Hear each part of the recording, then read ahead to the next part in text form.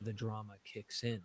Hello, everybody. This is Abel, Masood the at Allah's brown-nosed Narrative, extraordinaire, offers up his finest answering lambs, MythVision hand-picked and for his primed for divine satisfaction. origins of biblical God, characters. always a sucker for a juicy lamb chop, accepts It's it's very mean. Why Derek says that is very mean. Abel's offering with enthusiasm and a heavenly thumbs up. Now enter Cain, who's been sweating it out in the fields, probably sporting some serious farmer's tan. Derek infers God likes the juicy lamb and not the veggie platter. He decides to put his best foot forward and offers up some humble fruits and veggies from his harvest. But alas, Yeah, in uncertain terms, I have to credit people who make such research and try to bring out parallels in uh, literary compositions of the past or ancient times or mythologies of ancient civilizations such as the Sumerian, the Egyptian, and the Roman empires, and in the Greek um, literature, which Dennis MacDonald picks up parallels into when it comes to the scenes leading up to Jesus' resurrection. So all of these elements, these are undeniable elements. There is truth in it, like how these things have been done in the past. People have picked up on stories from these ancient civilizations, and they have these parallels running down in literature across cultures. In uncertain terms, there are parallels like these, but how do you get hold of what the truth is behind all of these different stories? That's what is important. Um, I, I mean, I'm sure viewers on Derek's channel might have gone through um, the entire, God takes um, looking through through the entire video and have taken notes of their own. I would like to point out some of the things that where I feel there are inconsistencies in the way it's narrated and understood, basically. So let me tackle the subject by showing you one of the Quran verses to begin with. So I would like to bring to your notice or to your attention this verse in the Quran in chapter 9, verse 30, where the Quran says, "The Jews say Ezra is the son of God, and the Christians say Christ is the son of God." And the Quran says, all of it is their talk made of rumors. And it gives an important point here. Like yulhiduna is the Arabic term used, which I'm translating here. They compose their theology in the scriptures, in a layer of literary dependent models typical of the disbelievers of the past. God killed them, how are they deluded?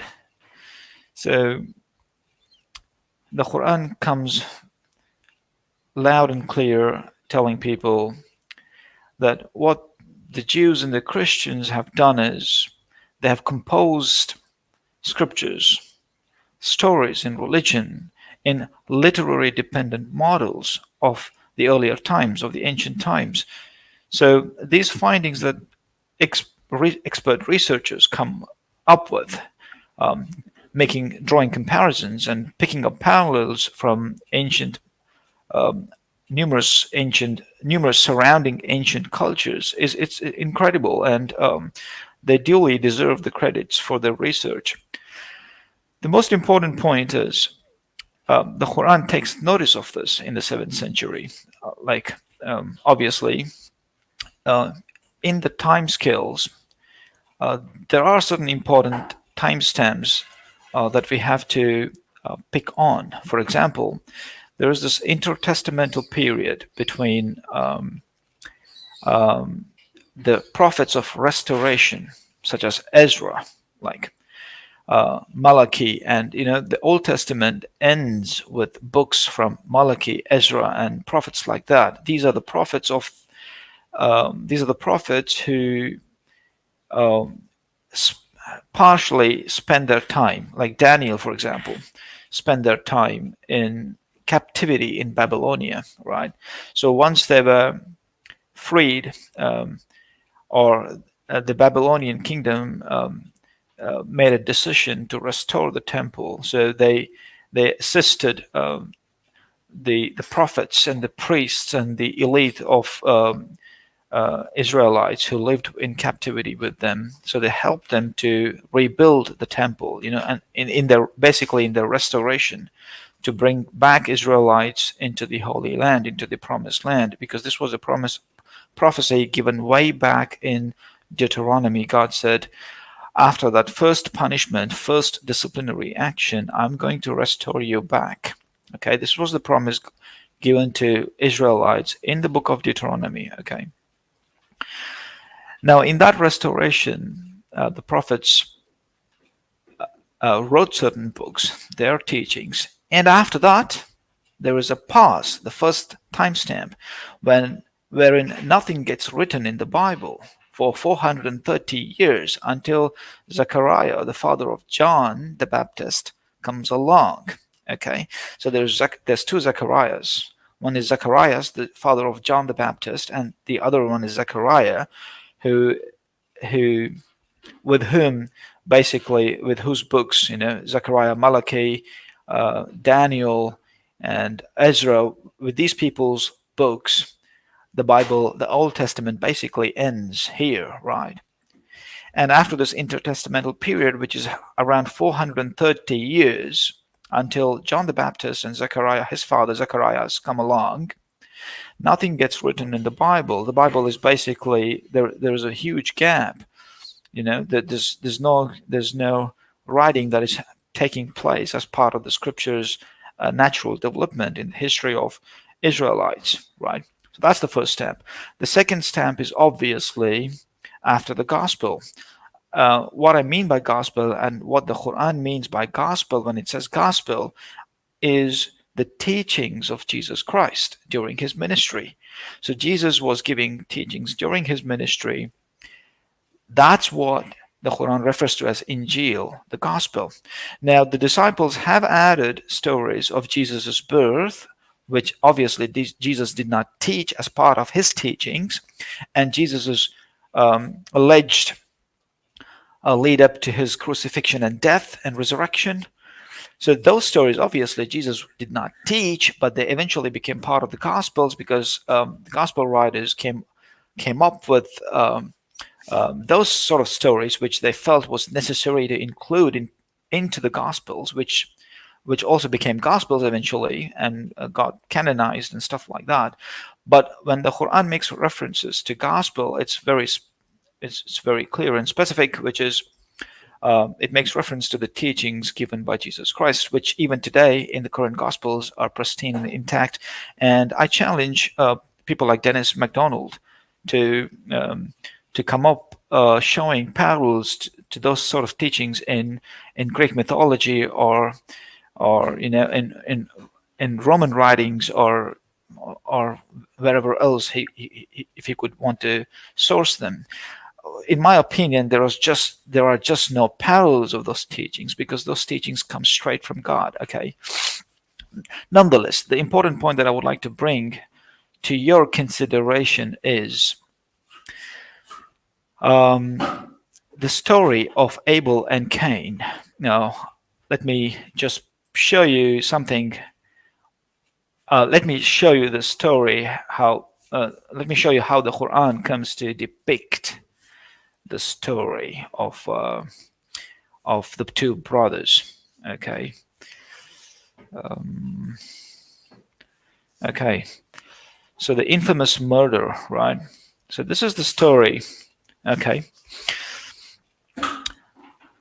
The Quran reads, "O Muhammad, convey to them the truth about the story of the two sons of Adam. When they both presented their sacrifices, one was accepted and the other wasn't. The one whose sacrifice was not accepted said to his brother, 'I will kill you.' His brother replied, 'God only accepts from those who are righteous.' Okay, this is the point to be caught or to be considered, right? God only accepts from those who are righteous.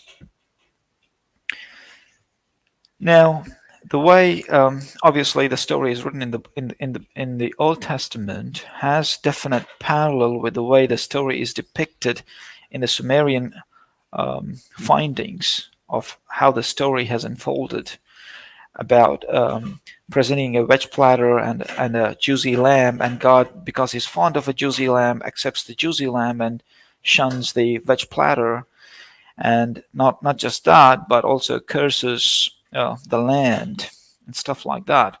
Now, if you imagine, if you were to go back to the times of Adam and his sons, it's very primitive times, and there's plenty of things in the natural world where they were sourcing their food from. And I'm sure they may have domesticated animals. I'm not really denying that. But to say Abel only domesticated cattle and Cain went into agriculture, for what? There is no human civilization to produce a lot of food to be consumed. So you can right away here you can see how biblical writers were less critical of depicting this story of Abel and Cain as if it was a civilization where people were laboring in fields, producing massive crops. It's just not true, because we are talking about primitive times of Adam and his family, um, supplied by the gardens of the earth, like the fruits and stuff like that. I'm sure they might have hunted or even had domestication. But to say with certainty Abel was herdsman and Cain was into agriculture and cultivation is an enormity, and it's less critical, historically speaking and scientifically speaking. It is a less credible a story to be bought into. What has definitely happened is after Noah, when people deboarded the ark, those people, and again, Bible here is very particular in telling it was only Noah's family, but the Quran isn't. The Quran does the Quran does confirm emphatically more than one on one instance this there were friends of Noah who also had believed with Noah, and they had boarded the ark too. So once people from that ark deboarded, they went in different directions, and now they had learned the art of ark making, navigating by sea. So they basically, human beings from there on took off into the world, voyaging the earth on sea and on land. So there were many nations, people were becoming into several different nations, and obviously they carried this story. Noah, Noah obviously told the story of um, what had happened in primitive times of human beginning, and the story of Abel and Cain was definitely famous in that generation or in that civilization. So obviously Noah carried this story. Noah and his team or his companions carried this story in the ark, and as they went on, spread on the earth, these sort of stories became part of their culture, and people innovated thereafter. People again innovated idol worship. That's exactly what was punished of Noah's time. People were punished because of idol worship. If you study the story in the Quran, it's very crystal clear that Noah's people were punished because of idol worship. Now, sooner or later, in the emergent civilizations, idol worship is found again. Okay, so people carry these stories, the radical stories, the original stories of Adam and Eve, and the story between Abel and Cain, and the story of the flood, and that's how it finds itself. Like Derek keeps making reference to the deluge of Gilgamesh. So that's how the stories find themselves written into cultures that became um, emergent after the flood of Noah. Like even in India, Noah is made reference to, although they may disagree. Indians may today disagree that it's Noah, but they do make reference to the book of Manu Smriti, which they call, is a law book of the Hindus, which, according to me, is a reference to Noah and Noah's guidance given to his people at the time. So these civilizations that went into different directions on the earth did carry this message. How far did it go? I mean, there's a limitation of how far it really went. Okay, so obviously these civilizations, Mesopotamia civilization, for example, the Sumeric civilization, did carry these messages, and it became part of their culture, and they started depicting their culture in these models of what had taken place earlier, whether these deities that Derek talks about were they real people or they were just deities, fiction, which they composed in their literature. We don't know. We are not certain, right? Nonetheless, the point of importance is, when was the story in the Bible written? Was it written during the time of captivity in Babylonia? Is the question mark.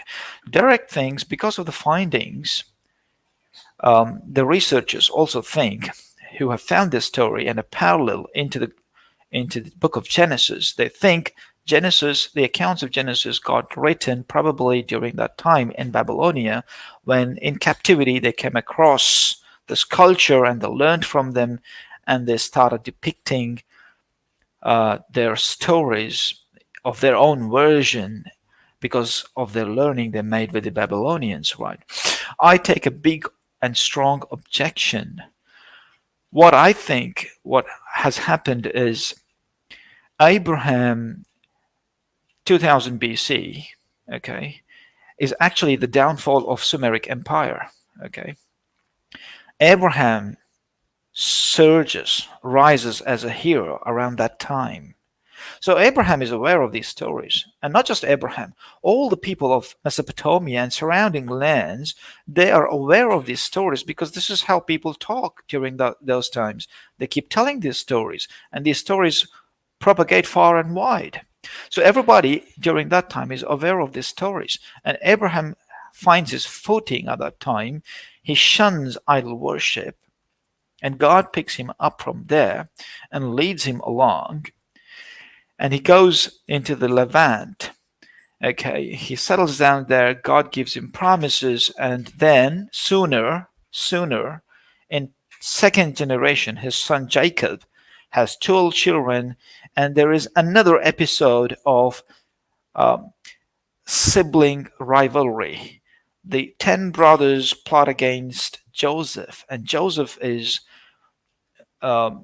just escapes murder from the 10 brothers, and because of one of the fellows, I think is Reuben or what, it doesn't really matter who it is.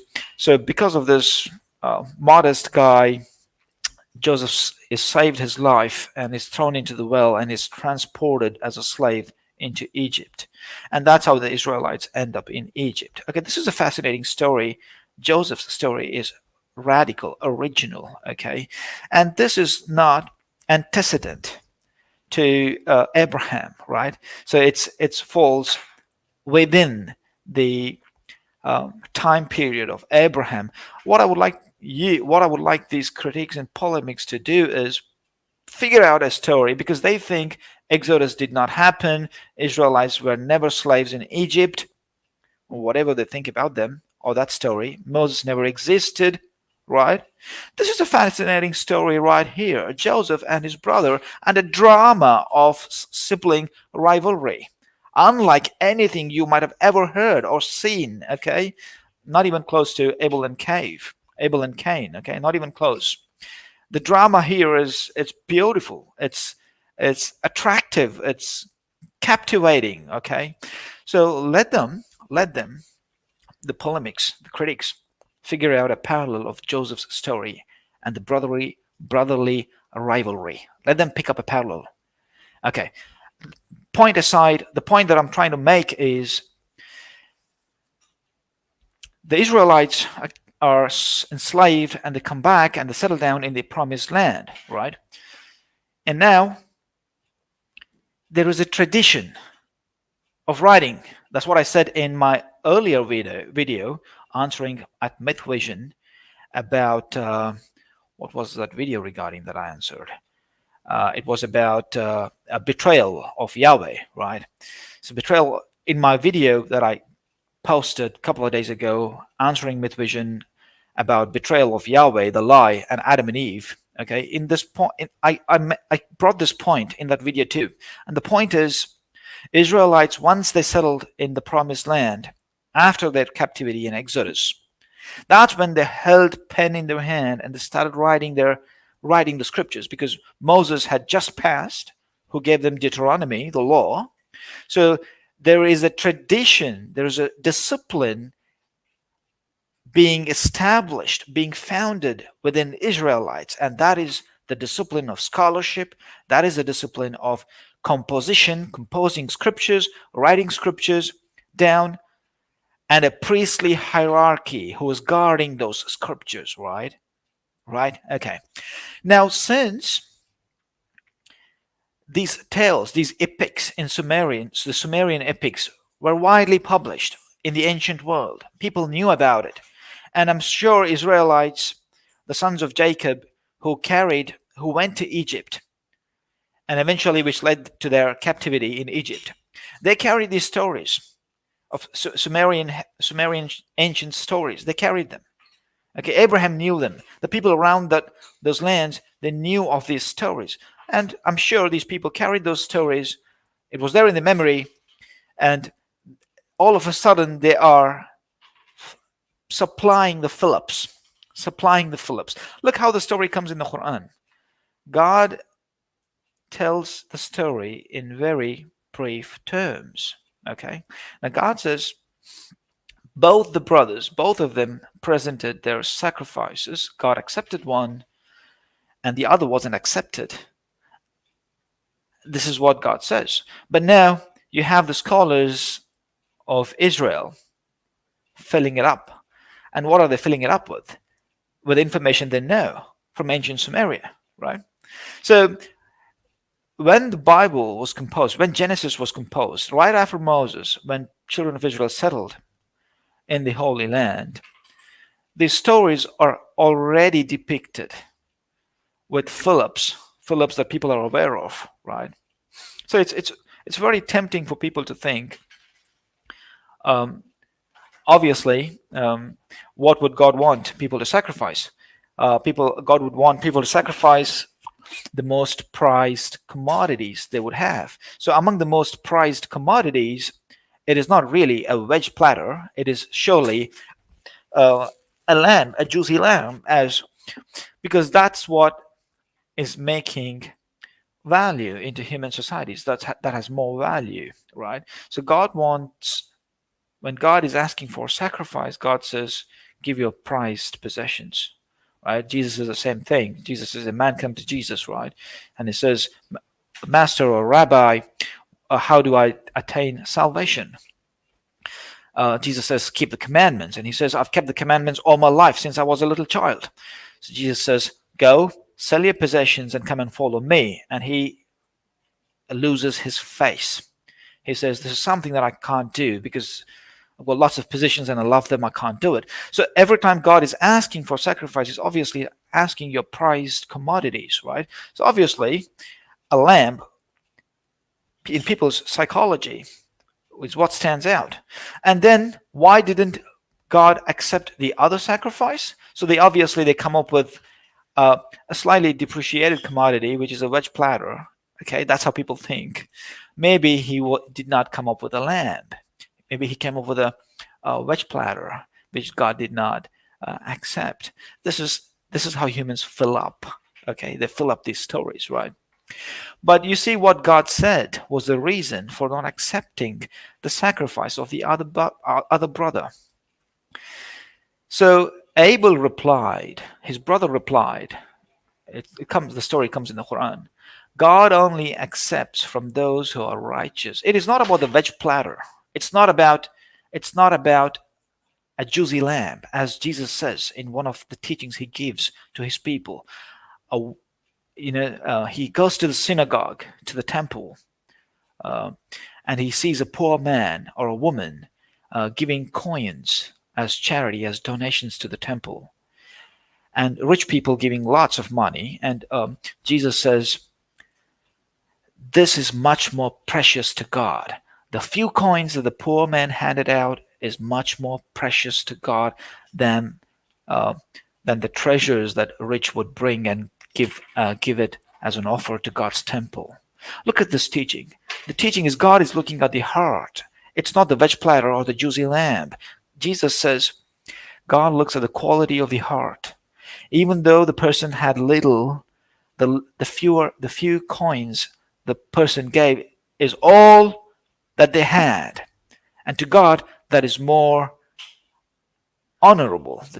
For God, it makes much more of a bigger sacrifice. So God accepts that readily than the treasures that a rich man would bring, saving a lot for himself. Right.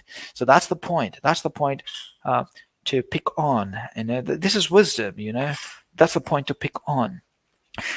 So you see how the story comes in the scriptures. But the people, the writers, the scribes, when they are writing, they see, oh, something is missing here. We need to justify why, or what is the reason God accepted one and disregarded or just did not accept the other offering. So people come up with these stories, and this has been happening since ancient times. In Sumeria, that's how people interpreted the story of Adam and Eve, the story of Abel and Cain, and we see they've written stories like that, right? So again, in all of these different cultures, that's how people think. That's people's reasoning. That's people's rationale.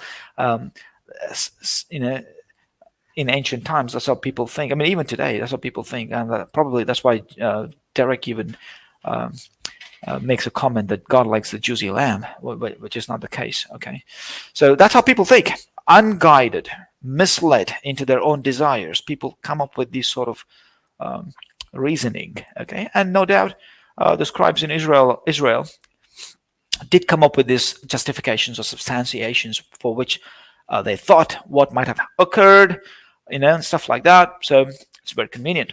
So people supply in between texts, and people's reasoning becomes interwoven into the scriptures, right? And that's where the Quran is handy. People need to come to the Quran to get hold of these stories, the truth behind them, the reality behind them, right? So, okay, the point that I'm trying to clarify is, as Derek and the researchers who are researching and finding parallels in these, in the volume of the Bible and the ancient legends and mythologies, the point that they forget is the common origins of human race and the common stories that they took on board, or on which they based their cultures and traditions, right? There is a common thread. So all of these different cultures relate to the common thread, right? To Noah's deluge, to the origins of man, to the story of Abel and Cain, right? To say that the Bible writers wrote these stories after their meeting a different culture in Sumeria is, to me, not a credible argument. What it really means is you are discrediting Israelites' history of documenting scriptures like Deuteronomy. I mean, what would you say? Did they also write Deuteronomy after they came into contact with the Babylonians? So this is a weak argument, and how I can say in one sentence is, this is definitely a weak argument that people would make if they would insist that Bible writers wrote those stories after their encounters with the Babylonians. Undoubtedly, Israelites were writing once they got settled in the promised land. And they had a history of prophets. There were a number of books that were written. There's prophets like Jeremiah and Isaiah, right? Just before their captivity, right? At the neck of their captivity, there's Isaiah shouting, right? There's Jeremiah writing, right? So Israelites have a culture, a fuller awareness of who they are, how they belong to God. And I'm sure they might have wondered about their origins, about human origins. And they would have already come up with the story of Adam and Eve and their children. They don't have to wait all the way to hit Babylonian captivity and then come up with the story of their own origins, which is to me counterintuitive to think about their origins after having had a civilization of their own, which they defended for hundreds of years. And eventually, when they're in captivity in Babylon, they're wondering about their origins from Adam and Eve. It's a contradictory reasoning. You cannot reason like this. It's incoherent. To say the least, it is incoherent reasoning. The best reasoning you can come up with at this stage is Israelites definitely depicted the story of Adam and Eve and Abel and Cain, and they were aware of their Sumerian legends and the stories and mythologies because of Abraham and their initial settlement in those lands, and Mesopotamia being a prominent empire of those times.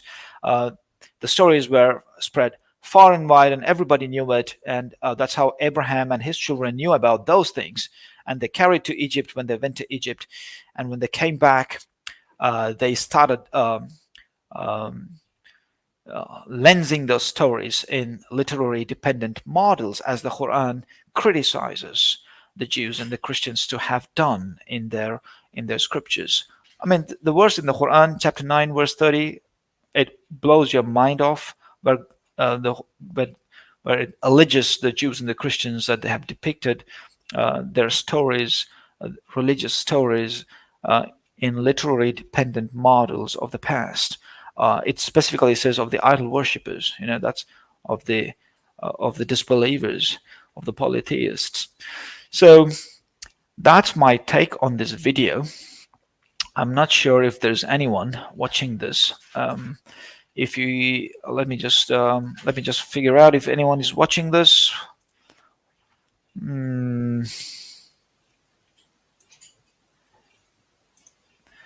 Yeah, there's no one watching, so it's by myself. So I hope I've made my point, and I do recommend everyone to watch that video,